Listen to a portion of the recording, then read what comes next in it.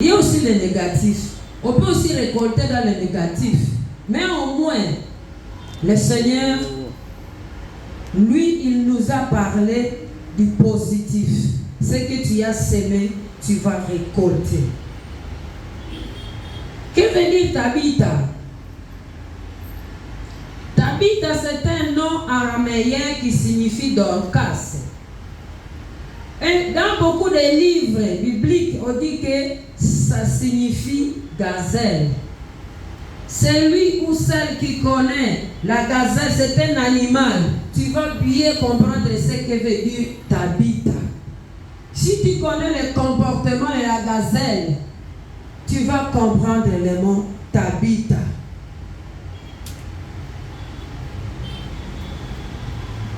La gazelle. La Bible nous dit que Tabitha était pleine de bonnes œuvres et d'aumônes qu'elle faisait. Mais à un moment donné, elle était tombée malade. Et quand elle était tombée malade, elle mourut. Tabitha malade, Tabitha morte. Et cette femme, elle avait un bon témoignage. Et l'Esprit de Dieu l'a témoigné. Car Dieu voyait, il voyait ses caractéristiques dans ses bonnes œuvres. Il voyait ses caractéristiques dans tout ce qu'elle faisait.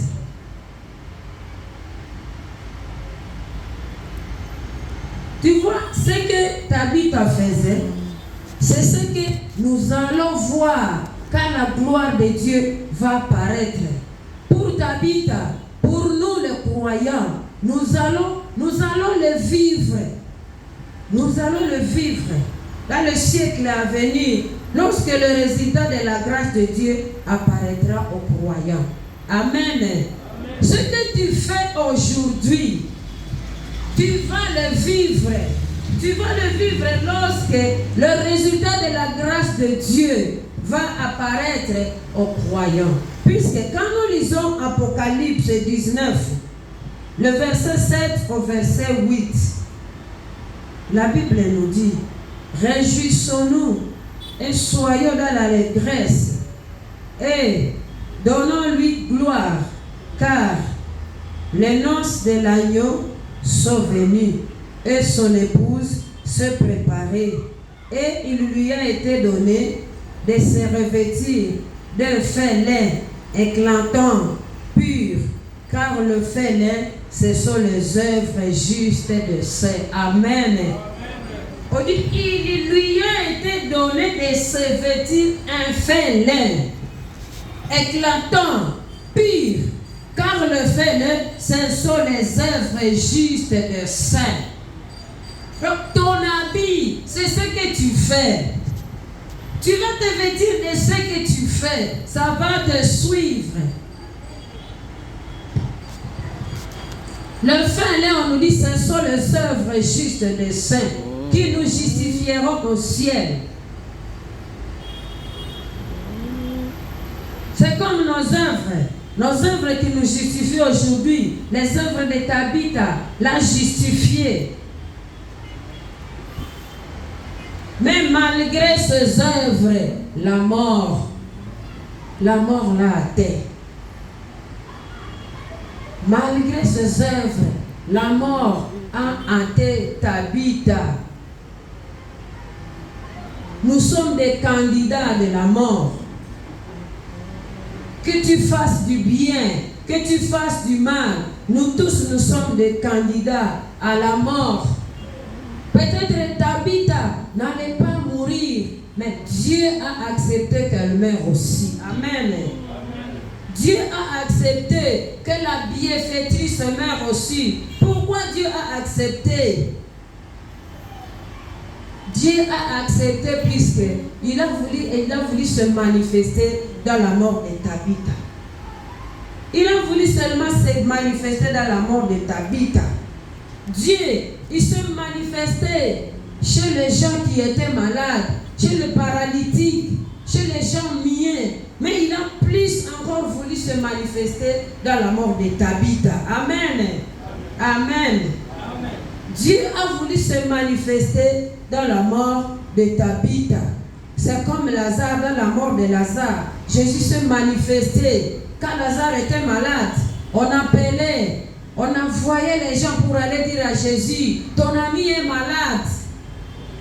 Ton ami est malade. Je vais te dire que le Seigneur peut permettre que ta situation s'empire pour que sa gloire se manifeste et que tu auras la solution. Ta situation peut s'empirer, mais ne te dis pas, le Seigneur m'a oublié, le Seigneur n'est plus avec moi, il est avec toi, puisque la Bible nous dit que tu es gravé entre les mains du Seigneur. Même si la situation s'empire, Dieu est avec toi. Dieu est avec toi. La Bible nous dit, l'ombre de la mort n'est pas la mort. Malgré la situation, Dieu est avec toi. La Bible nous dit, les disciples de Joppé envoyèrent des hommes chez Pierre et le prient de venir sans tarder. Pierre, si tu as bien suivi la lecture, le verset 37 nous dit, elle tomba malade en ce temps-là et mourut. Après l'avoir lavée, on la déposa dans une chambre haute. On la dépose. On la dépose. On ne peut pas déposer quelqu'un qui est vivant. On dépose quelqu'un qui est devenu inactif. Tu n'as plus de valeur. On te dépose comme une histoire. Tu vois quelqu'un qui était une bienfaitrice. Donc on la dépose, sa valeur est finie puisqu'elle est morte. Sa valeur est finie puisqu'elle est morte. Tu as une valeur puisque tu respires encore. Quand tu meurs, c'est tout le monde qui te fuit. Sauf Jésus. Sauf Jésus, le vrai ami. Sauf Jésus. Tout le monde te fuit. Tout le monde te fuit. On a toujours chanté. Ami.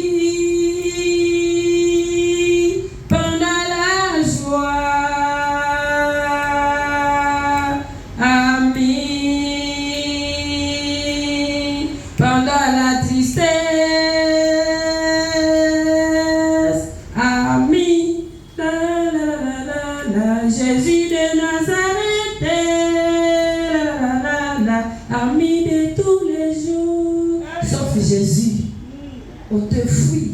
On a déposé Dorcas comme un instrument sans valeur. La bienfaitrice, on la dépose. Reste là.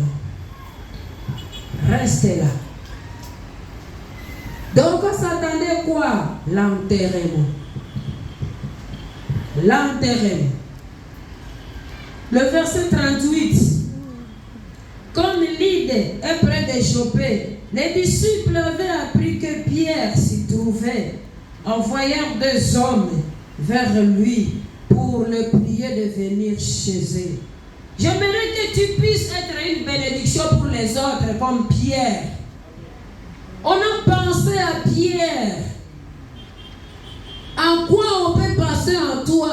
Quand ça ne va pas quelque part, on pense en toi. Il est où? Si elle était ici, il était ici. Cette situation ne devrait pas être telle qu'elle est. En quoi on peut penser en toi? En quoi?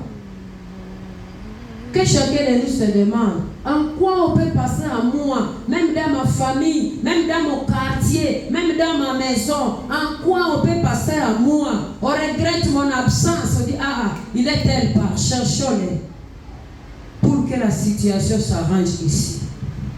On a pensé à Pierre, on a pensé à lui, un homme important aussi, on a pensé à lui, et vite, vite, pour prier de venir chez eux sans tarder. On a pensé à lui. Où est Pierre? On a attendu qu'il est quelque part. On a entendu Pierre, il est à Lydde. Lydde qui était près de Joppé. C'est lui qui peut donner la solution à ce problème. Amen. Est-ce que tu peux donner la solution au problème de ta famille? Tu peux donner la solution au problème de ton quartier. Tu peux donner la solution au problème de ton pays. Tu peux donner la solution dans ta maison.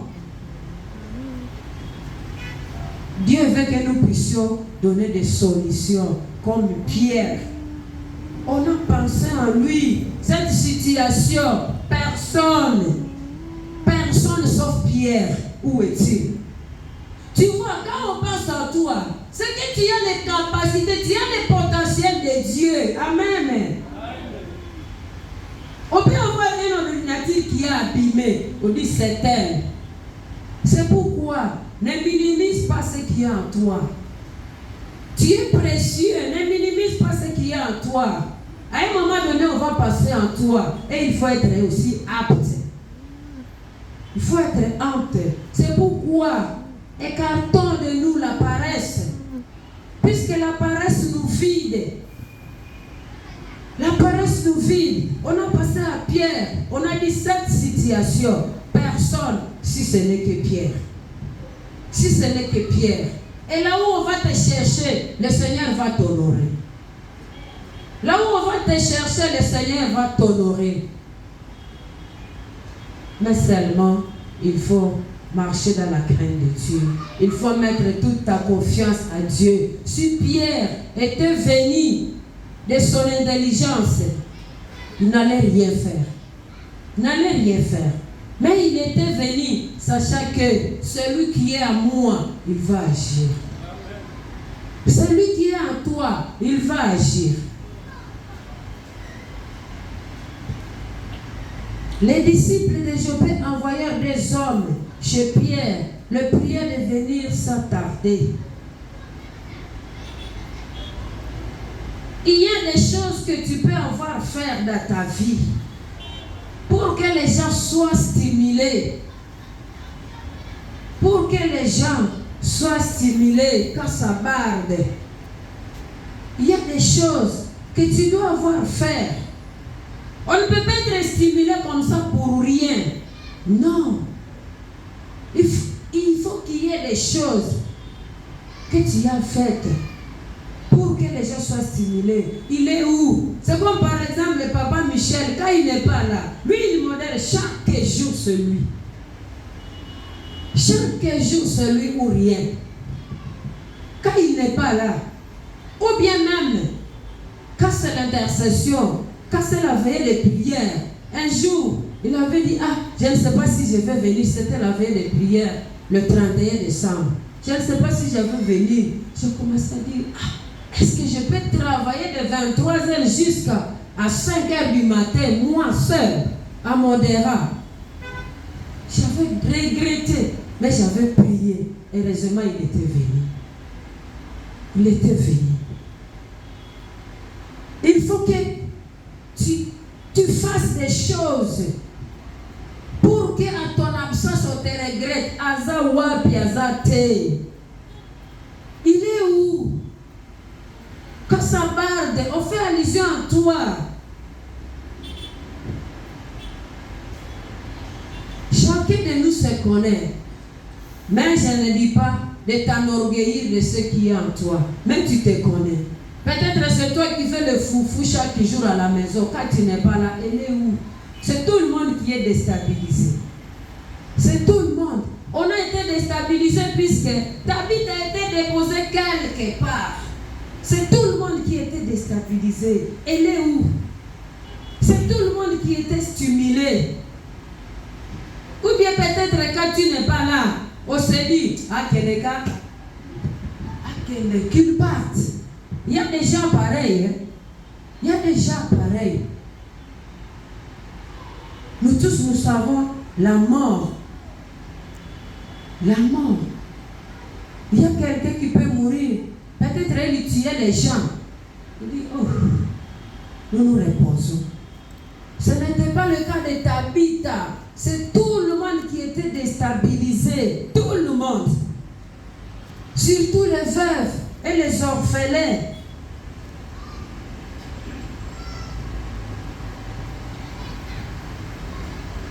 La disparition de Tabitha n'a pas fatigué les gens, n'a pas contenté les gens. La Bible nous dit, pour Tabitha, ses œuvres ont plaidé. C'est pourquoi le Seigneur nous dit ce soir, ça plaide pour toi. Ça plaide pour toi.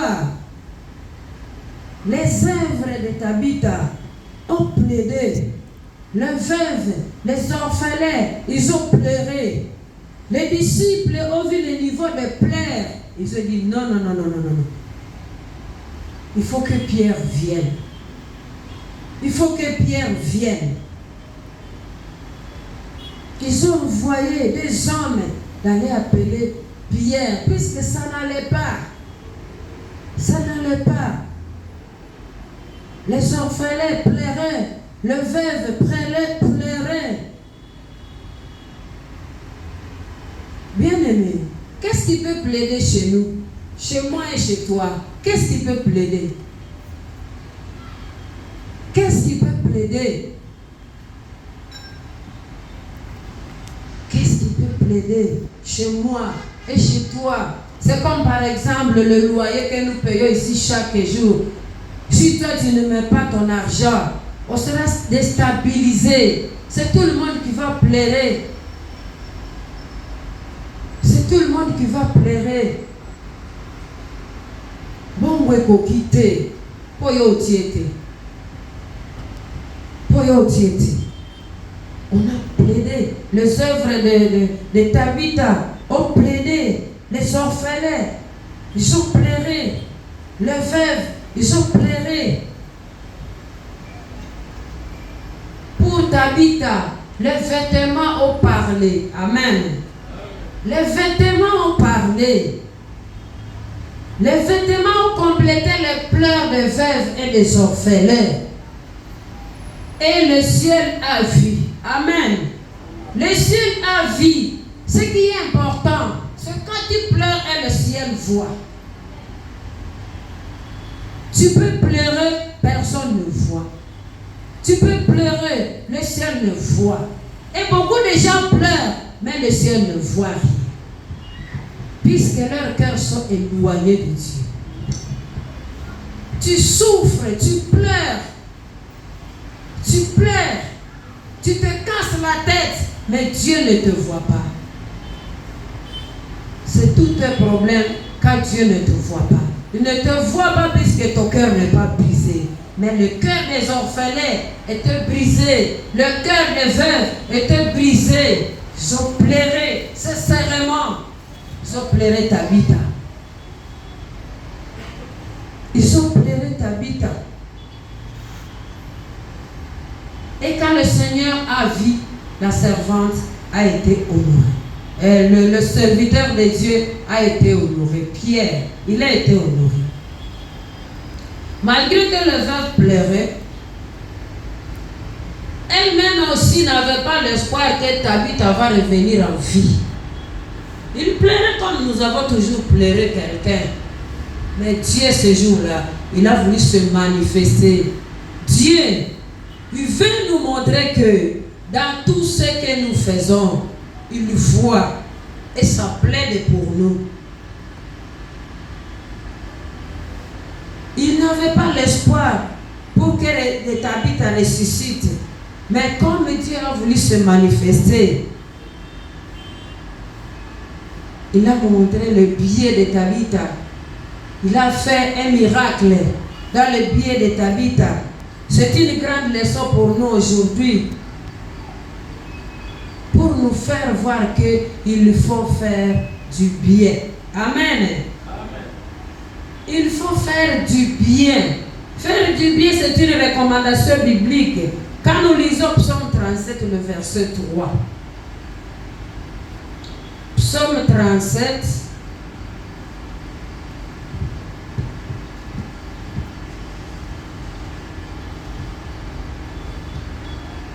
Le verset 3. Ça, c'est David qui nous parle. Psaume 37, le verset 3.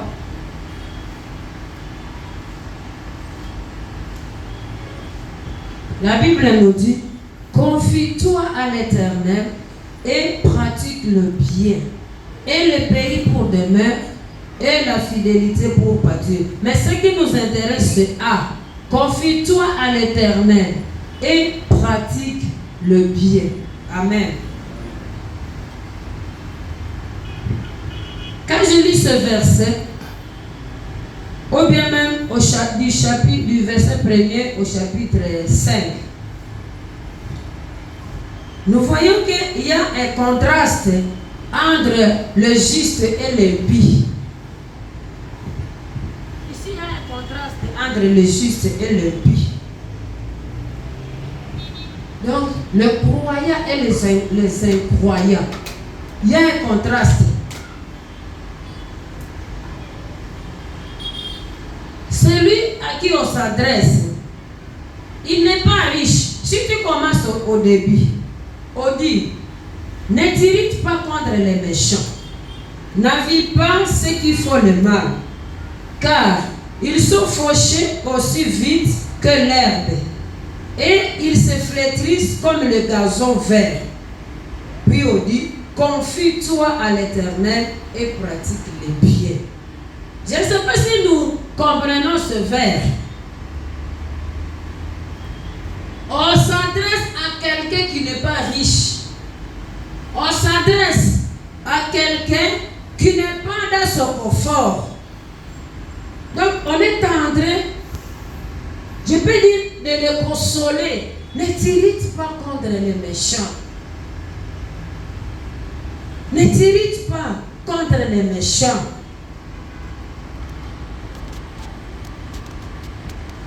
S'il était riche, on n'allait pas lui dire de ne pas envier, puisqu'on lui dit, n'envie pas ceux qui font le mal. C'est qu'il n'était pas riche, il était dans le manque. C'est pourquoi on lui dit de ne pas envier, de ne pas envier ceux qui font le mal.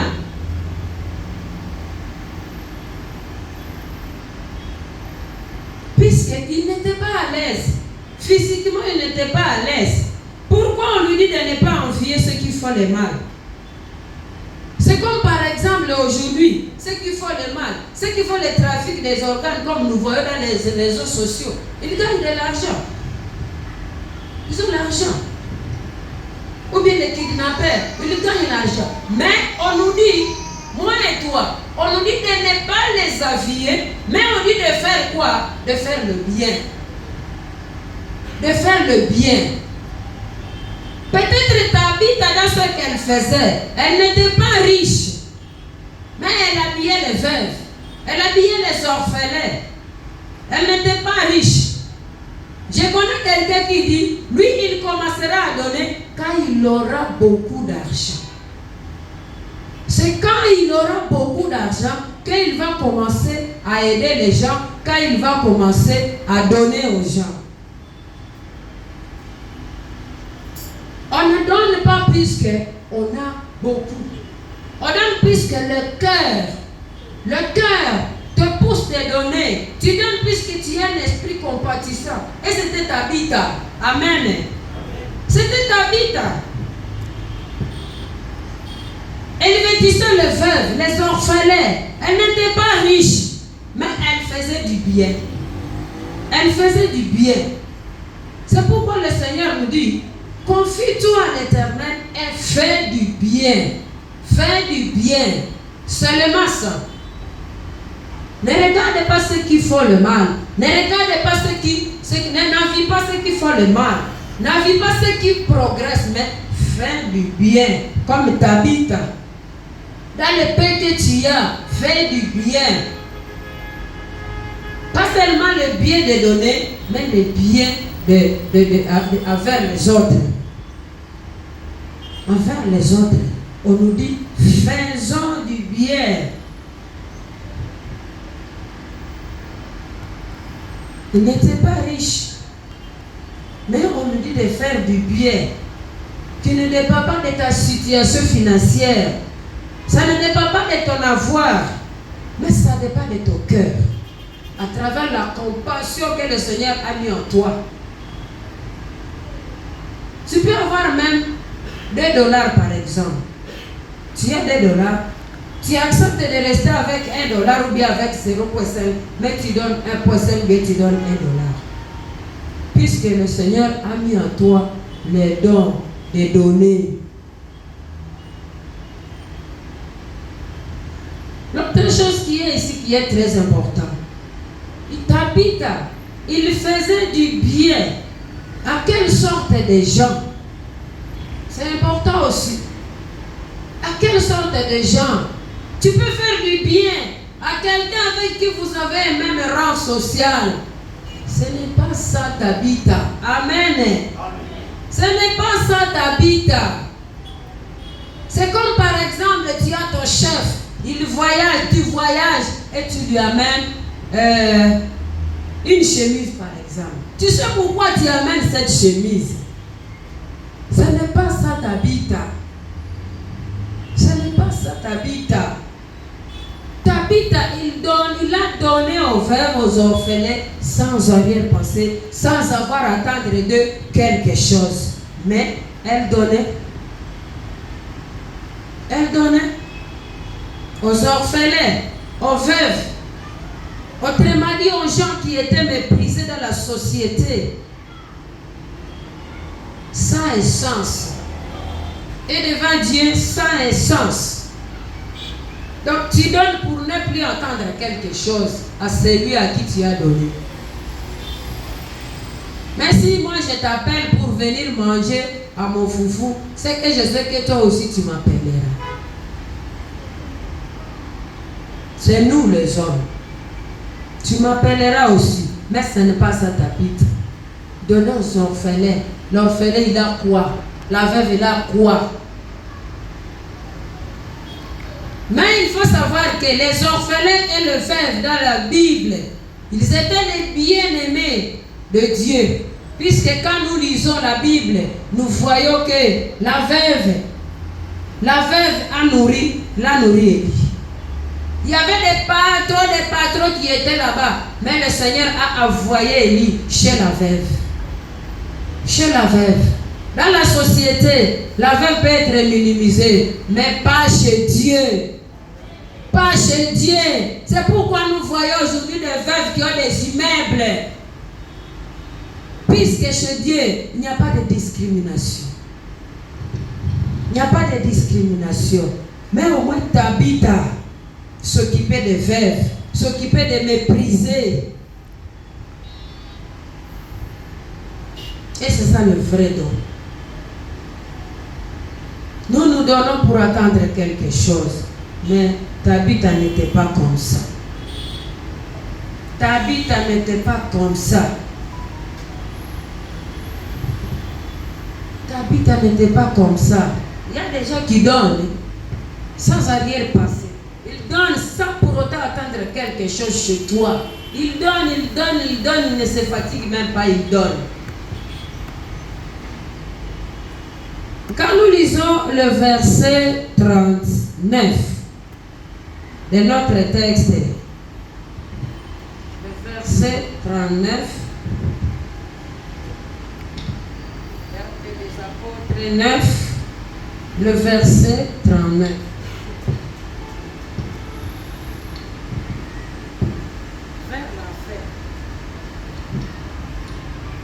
Le verset 39.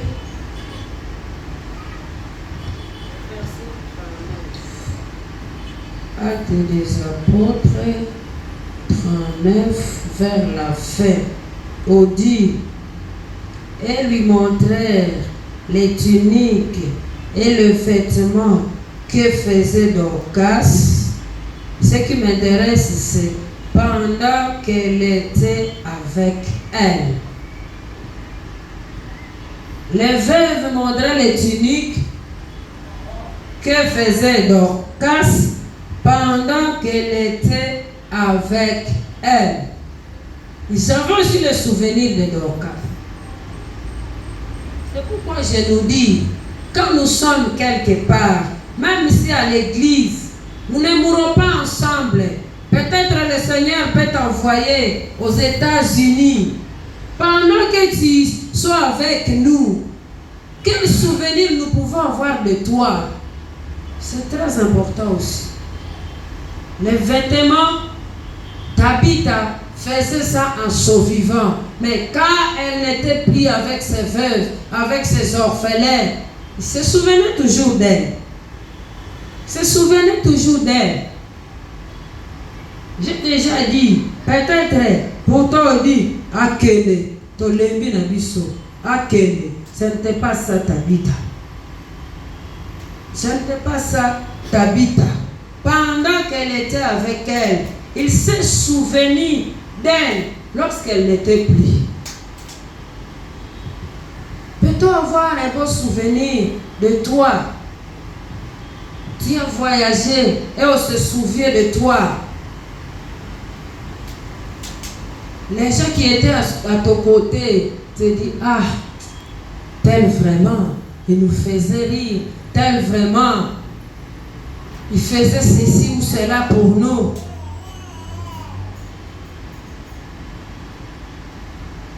L'absence de Tabitha a beaucoup joué dans la vie de veuve, dans la vie des orphelins.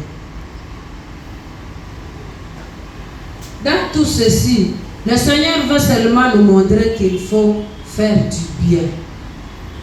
Il faut faire du bien. Et les biens que nous faisons vont nous payer. Vont nous payer.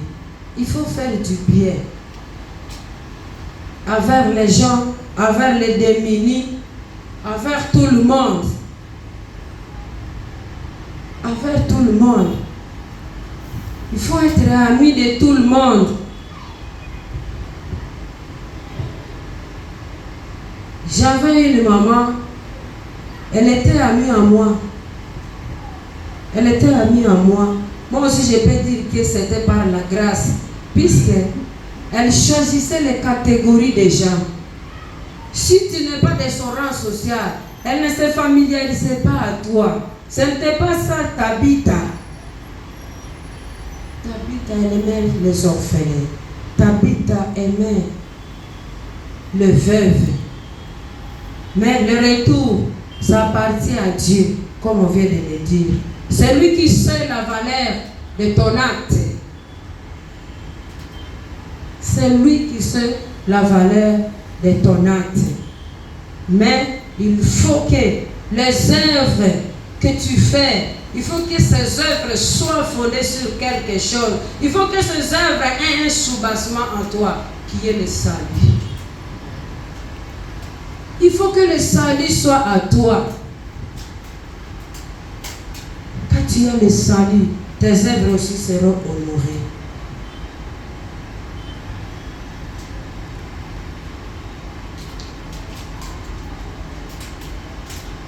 Pierre fit sortir tout le monde, se mit à genoux et pria, puis se tourna vers le corps et dit, Tabitha, lève-toi.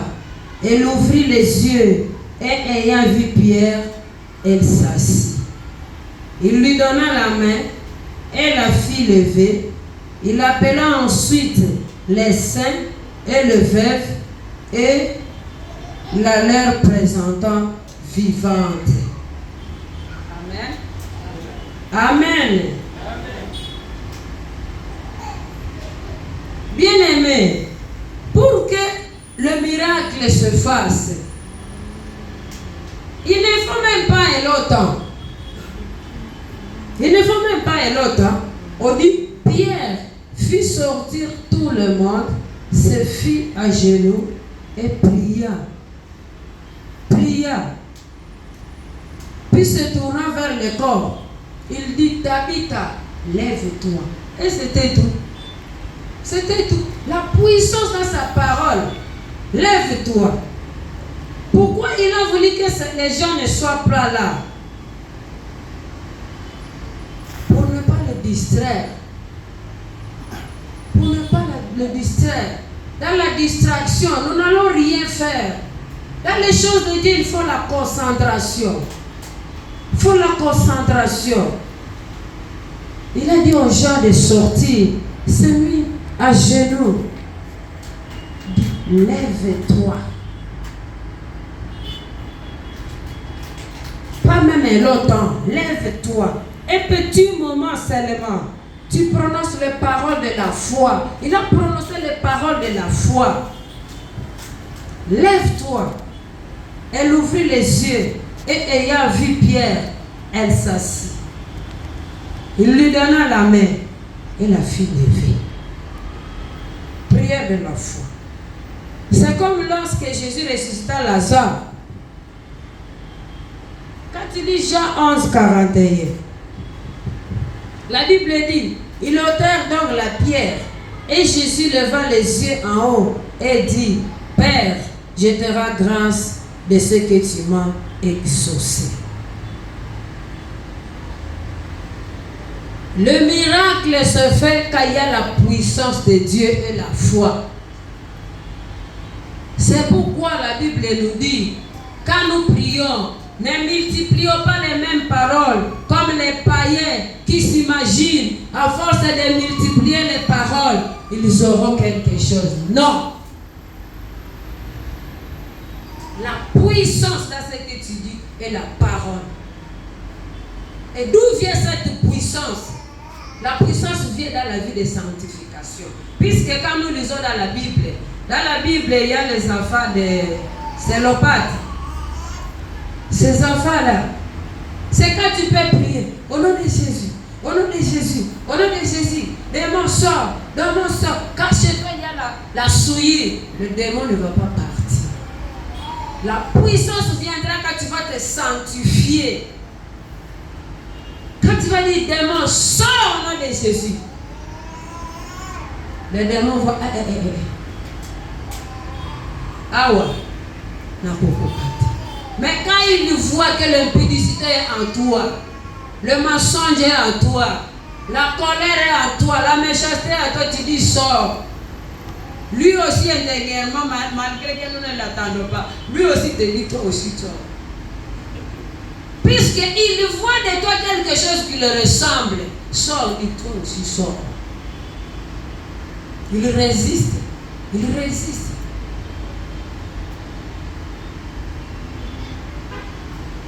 Regarde, sors.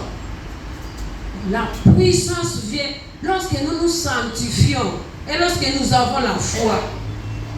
Mais quand tu dis à tes grands-parents, tu dis, ah, je ne sais pas si elle va se réveiller. Elle ne va pas se réveiller.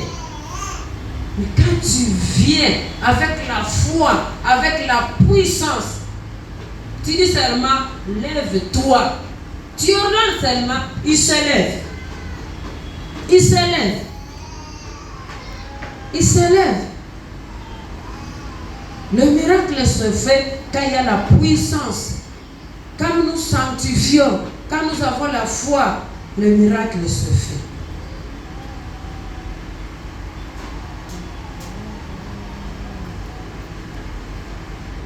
Ce qui est important dans ce passage que nous venons de lire, ce qui est important, nous venons de le dire, faisons les bonnes œuvres, mais les bonnes œuvres qui ont un soubassement qui est le salut.